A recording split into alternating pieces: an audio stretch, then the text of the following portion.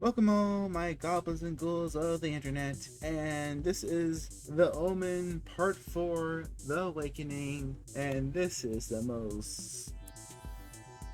This is a made-for-TV movie, and you can definitely tell this is a made-for-TV movie. Alright, so The Omen for The Awakening. This movie came out in 1991, so 10 years after the final conflict. It has this politician couple, Jean and the wife, I cannot remember her name. I'm not going back to watch it or look it up, don't ask me to. They adopt a beautiful baby girl that they name Delia. I love it because the moment they adopt this child, the nuns at the orphanage, they're like, they're so serious about it. Like, but it's so weird because the sister who gives the baby up to be adopted, who is obviously the mother, is very obvious, it's telegraphed how obvious it is. She is so happy at first that she's giving the baby up, but the mother superior, she's being so grim and serious. But when the baby is finally given away, it's the whole role reversal. All of a sudden, the mother is all serious, like, no, I should have given the child up. I should have aborted the baby. The mother's like, no, the child is a blessing. You have no idea you don't know what this child was going to be. Freaking stupid. Yeah, so the whole premise of the film is that they adopted the child, Delia, and as the child grows up, same as the first movie. They start to notice little things as she gets older that may be demonic, maybe this, maybe that. And it's essentially a remake of the first movie. It's nothing very unique or special happens. I mean, we get the Rottweiler's back, and I like the introduction of the dog. It's a lot better than it's not better than the original movie, but I like how the kid gets all stupid and it almost gets pet cemetery because they're run over by a truck, and the dog is compelled to save her.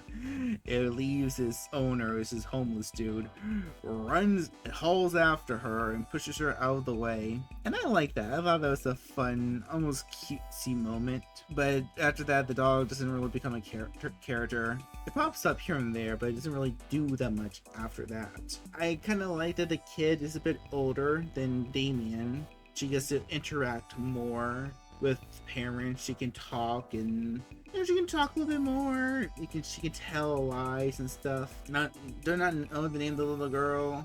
I would say she was a bad actress. It's a kid. I'm not gonna harp on a kid for being a bad actor. She does okay what she has, what the director tells her to do. But her brand of evil is just kind of slightly bullying kids and cursing at old ladies off screen. She doesn't really do anything truly wicked and creepy. Burns down a hippie psychic fair. Like, that's kind of cool, creepy. Nothing's like, you're not really scared of her. I mean, that's kind of the good point, like, because, like the first movie, Damien, the little boy, he's too cute. He's too cute to be scared. But, you frame it the right way, you bring up the ideas correctly, you can't get scared of him. And the thing should be here, that, it's a cute little girl, but if you frame it the right way, if you present the ideas the right way, she should be terrifying. It's not really terrifying, she just comes off as a brat. And you actually do get some omens in this movie, like actual omens, like, oh, they take a spirit photo of her, and you can see her aura, and it's all these dark wiggly lines, and alright, that's kinda, I guess, kind of interesting if it actually goes somewhere, but it doesn't. They have these healing crystals, and they all turn black in her presence, because this really brings out a lot of new age and metaphysics stuff, and it kind of reminds me of Exorcist, the Exorcist Believer, where it's trying to introduce all these new concepts and new religions, but here it's metaphysics. And you know what, that's kind of cool. That's new ideas. I don't mind that kind of thing, but it comes out of almost nowhere, and they don't really do anything really interesting with it. And one second. And the Antichrist, or quote Antichrist, her reaction is just to be a brat and slam the books like, I hate it. I don't like it. Which is complete opposite to Damien, because Damien in the first movie, he's just a little kid. He acts like he doesn't know any better. And then we get to the second movie, he's just calm, collected. Even if it did bother him, he just acts like it doesn't. And despite all my issues with the third movie, Damien in the third movie, he's always so strong and confident. He acts like he knows everything, that he has all the power in the world. Like, you could not threaten that guy even if you have a nuke pointed to his face. That's one of the few good things about Damien part 3. Which, now think about it, I probably was a little bit too harsh on part 3. Here it's just really bad. Once again, no disrespect to, not to be harsh to the little girl. She was just, God, they did no justice for this child. Did she do anything else? Let me see real quick. Okay, yeah, she's been in a few things here and there. Alright, yeah, she's been in a few things here and there. Not a lot, but yeah, she's doing good for herself. So this movie didn't stain her career. Thank the gods. Thank God. Thank Satan. Another weird thing about this film is the music. The music in this movie is very odd. So Jerry Goldsmith did not come back to do the score for this movie. They do reuse the themes from part 1 and 3, and they reuse them very weirdly and out of tones and out of place in the film. Like, the first kill in the movie is this preacher in this church, and the moment it starts getting weird and creepy, they just automatically play the main Omen theme and like the big bombastic section of the theme, and it just boom, chaos. And like, what the freak? This came out of nowhere. No build up, no grandiose, no nothing. And just so weird. It's like, I don't know, you don't know how to feel about it. There's no subtlety to the movie whatsoever. I mean, the music's not over the top and scary. It's very whimsical and silly. Like, it's a horror film for kids, and it really shouldn't be a horror film for kids. It's The Exorcist. Why am I saying The Exorcist?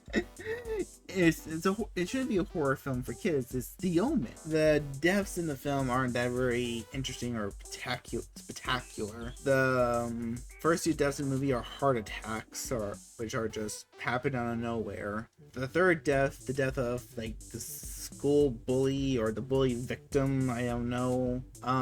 He is driving, like he had an argument with the parents of the Antichrist girl, and he has a little moment with Delia. He looks at her, he gets in his car, pulls out, and while he's driving, he looks away for a small second, and this, I'm guessing it's like one of those moving trucks or one of those pickup trucks, one of those, something like that, is backing out. And while it's backing out, it has like the platform still undone, and he's not looking, and when he turns around to look, he can't stop the car, and he's like, and he decapitates himself. But just so freaking stupid. For one, he's not going that fast. He's not going that fast for him to for him to decapitate himself. For even the metal, even for like any damage for the car to be done whatsoever. Like, he probably just bounce off the platform. It's so slow motion, it's hilarious. They replay like 3 different shots, 3 different points of views, and it rolls, and it ends with like the bat, like a ball rolling next to the kid with a sad clown face. There's not even any blood in the shot. It's so stupid. And the whole conspiracy with the Antichrist in this version is just not all crazy or subtle. I mean, it's no. I'm about to give some credit, like saying no. It's kind of it's not subtle because it comes out of nowhere. Okay, so I'm going to give away the whole big twist of the movie, and I can tell you because you shouldn't watch this movie. It is a weird, dumb, made-for-TV film. It is very silly. It is childish. It is a kid's version of The Omen. It is a safe version of the Omen for your little kid. That's basically what it is. But here, this is the weird thing. Okay, so half like good like 30 minutes into the movie, Delia, the little Antichrist girl, she gets hurt and has to go to the hospital. But when the side characters, the doctor, he says, "Oh, Delia is going through changes," saying that she starts why can I say that word? She's going through puberty, which I thought was like, okay, this is weird to bring up. Because Damien did not mature faster as the Antichrist, but I had no idea why to bring this up. But okay, she's only 8 years old, but all right, just bring it on. But the movie never mentions it again, so like this is a weird factor that they're bringing it up. But halfway through the film, the mother gets pregnant, but it was stated earlier in the film that she couldn't get pregnant, that they tried for years to get pregnant, but she couldn't get pregnant. And then at the end of the film, I don't know, I'm not sure how it happened, because there is a what's his name, a private eye character, and he has one of the better sections in the film, but I'm not gonna spoil that section, because if you do try to watch it, his scenes are actually really, really good. So maybe he got something to her and I just kind of blanked out of the film, because I was kind of teetering off there. I'm gonna be honest. And alright, so she gets all this information. She goes to her doctor, stabs him, shows him this file about Damien Thorn. Like, who's Damien Thorn? It says he's the Antichrist. What's his connection to Delia? And she's like, and the doctor just explains it all to her in the last, really quickly, that Damien is Delia's father. Okay, so Damien is Delia's father, so that makes Delia the new Antichrist, right? Right? No! Delia is not the Antichrist. For you see, there is some weird condition that they explain in the film that I'm not even going to begin to try to pronounce, that sometimes females can carry an embryo inside of them, that the embryo can be of their twin. So when Delia started menstruating in the beginning of the film, they took out her twin that was inside of her and put it into the mother character. And the baby that she gave birth to like 20 minutes before is technically Delia's brother and the new Antichrist.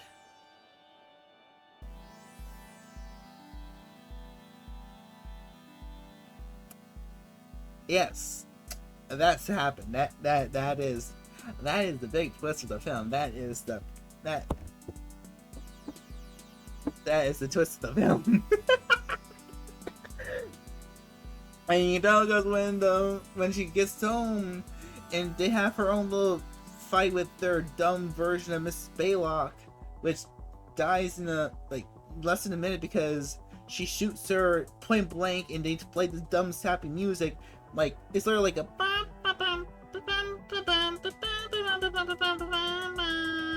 and she gets in there and she sees Delia holding the baby. So Delia is not the Antichrist. She is like the sister of the Antichrist. She is the protector of the Antichrist. And you see the little baby's palm. He has the 666 in the palm, kind of like the werewolf, like the classic werewolf, have the pentagram in the palm. And out of motherly love and pure insanity, and probably because of demonic possession, the mother character, she just pulls the gun to her head and just shoots herself. So let's get this straight. So the big twist of the film is the little girl who we thought was the Antichrist really was carrying the embryo that was her twin brother that will be the Antichrist, was taken out of her, was put into the main character who gave birth to the actual Antichrist. That plot twist is so weird, dumb, convoluted, and fucked up. It could have been an amazing twist if this film was just a little bit better. I would actually love that twist. It just was just a smidge, a hairline better.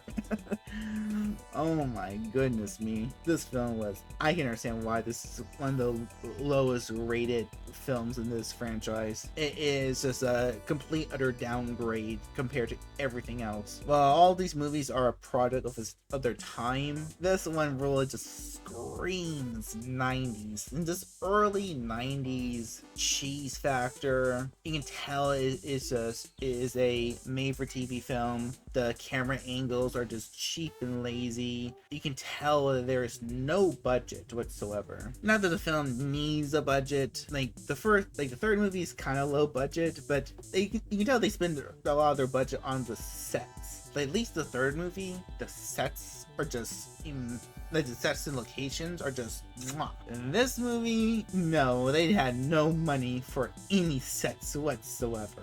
They barely had any money for blood effects. Yeah, Omen 4 just another retread. There's one aspect of the film I could not stand is the constant use of the upside down cross or the inverted crucifix. They use it so many times throughout the film as some kind of scare, and it's so stupid and absurd. Like, it's trying, like, oh, here's the upside down cross. Oh, it's so scary. It's so scary. No, it's not scary. It's not even an evil thing. Just do the small amount of religious research. The upside down cross isn't an evil symbol. It's not satanic in the smallest degree. It's a symbol of Saint Peter. Just do a little bit smaller research, and you realize it's not even evil. It's stupid. It's stupid. It's stupid. It's stupid. I hate how films and movies have made people thought this is an evil symbol. It's not evil. It's actually holy. It's actually a holy symbol of humility. They just changed like the last 5 minutes. It can basically just be a remake of the first movie. Once again, if you're a completionist, I say you don't need to watch this movie. It's not scary. It's not funny. It's not interesting. It's nothing. It is the nothing burger. If I had to rank this movie, I had to give it a some all bullshit. That's what it is. This is a some all bullshit burger. So, what are your thoughts on Omen Part 4, The Awakening? Comment below and let me know. Like and subscribe, and I will see you all in the next video. Catch you all later. Bye-bye. See cups. Beat them up, beat them up, beat them up. You're still here? You're actually still here at the end of the video? Oh, I'm surprised. Thank you for staying for the whole thing. If you have a few more seconds of your time, if I could, can you scroll down to that description and hit that little button that takes you over to my Twitch? I stream there almost every day. We play horror games, action games, and visual novels. So, if you don't mind, if you like what I do here, if you can stand my annoying voice here, follow me on Twitch and we can hang out some more. Alright, hope to see you over there. Have a good day.